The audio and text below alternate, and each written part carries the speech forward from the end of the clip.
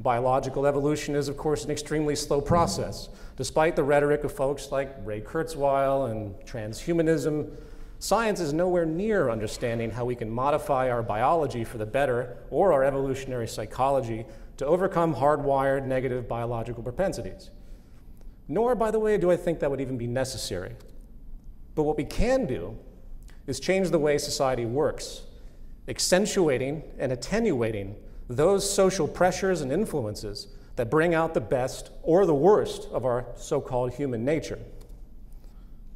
For example, research in behavioral biology has found that in-group, out-group loyalties, which are very ubiquitous across all primate species, extremely ubiquitous, how we separate ourselves and do it quite rapidly, whether it's a sports team or a nation and so on, from loyalty to one's family, to one's tribe or nation, to one's race, religion, or ideological group.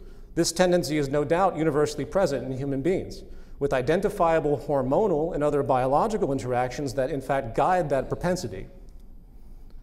But as with many hardwired evolutionary tendencies, often the purpose and utility moves from positive to negative as social conditions change.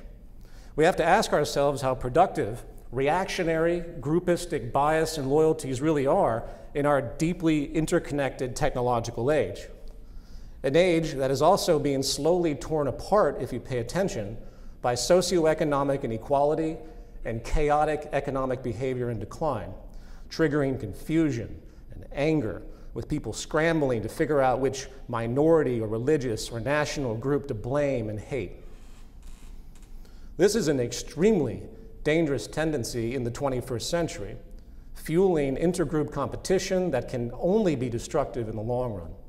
And my main point here is that if we humans have this innate divisive elitist tendency, for whatever out-of-date evolutionary reason, it is critical we work to create a sociological condition that reduces that conflict-generating, bigoted, racist, jingoistic propensity. Yes, that just made me think about, what are your thoughts on in-group, interrupting that in-group mindset where cognitive dissonance sort of takes over when you're discussing with people, changing their perspectives? Yeah, that's a hard one. Oh yeah, I mean, how much? Yeah. It seems like we need to put something in place that gives them a home to go to, or something to go to other than that in-group that will support them, because survival-wise, you don't want to leave your in-group. Even if it's an abstraction. You know, look at the rise, like the Charlottesville, the racist stuff, and their in-group is really just an internet cult.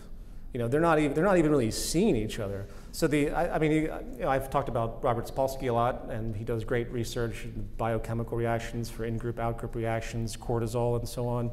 And it is a part of our evolutionary psychology, as I mentioned. There's something about us that gravitates towards, whether it's the fact that we're raised in families and we protect our family, and then the tribe, and then of course the nation. I mean, nationalism is an abstraction. We don't know everybody in our nation, so how do we judge that we actually like them? And then of course you have the antagonism that's created.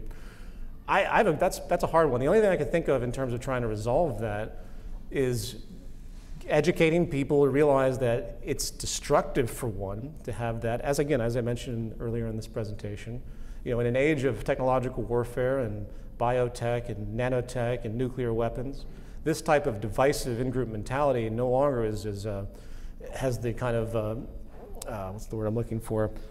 It's not innocent anymore, because that kind of mindset, I mean, just look at North Korea and the United States, and just that raw antagonism, which is mainly theatrics, but still, what it hints at is so catastrophic because of this complete delusional view that one group is all sick and distorted and an enemy of the other group. And that incorporates to everything. I mean, I frankly, and I've gotten a lot of criticism for this with friends of mine, I'm pretty much disgusted by any type of group association. And I mean that in the sense that I don't like seeing, but see, I don't think about it as that. I think about it as a train of thought that people subscribe to. I don't go up to TZM members and say, oh, you're TZM? Oh, I must like you. No, sometimes that's not the case. So, I'm a little, but when I see parades and marches for different groups, okay, I understand on one level you have activism that had to generate, and you say, well, we have to bind together to try and get our rights as a group, whether it's race, whether it's gender, whether it's creed. What's that? It's like a catch-22. It is, and then suddenly group identity becomes its own force. That to me, I think at the end of the day is destructive. I don't know the answer to that because you do need an activist sense group inclusion to generate power to show force against oppressors, but it is, as you said, it's a catch-22. And I think it's an issue of education ultimately. There are no groups. I often fantasize about an alien finally coming down and threatening everyone. So finally people say, oh, we have to actually work together. You know? But I think that same logic can apply to things like natural disasters and so on. You know, that's really the enemy of humanity. So for climate change, global warming, that really is something that the Earth human species, the group, should start to work and unify towards. Groups with those too. Of course. Yeah. No, it's a nasty problem. And as I said in the presentation, you have to create structures that reduce that propensity. And right now it's the exact opposite. The entire economy is based on individual and group antagonism.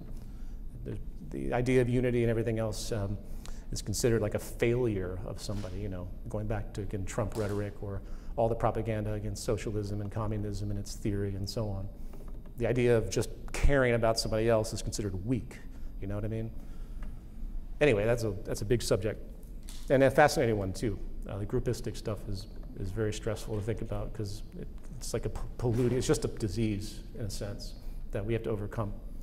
And whatever its evolutionary basis was long ago to keep survival going, you know, I'm sure it had its use, but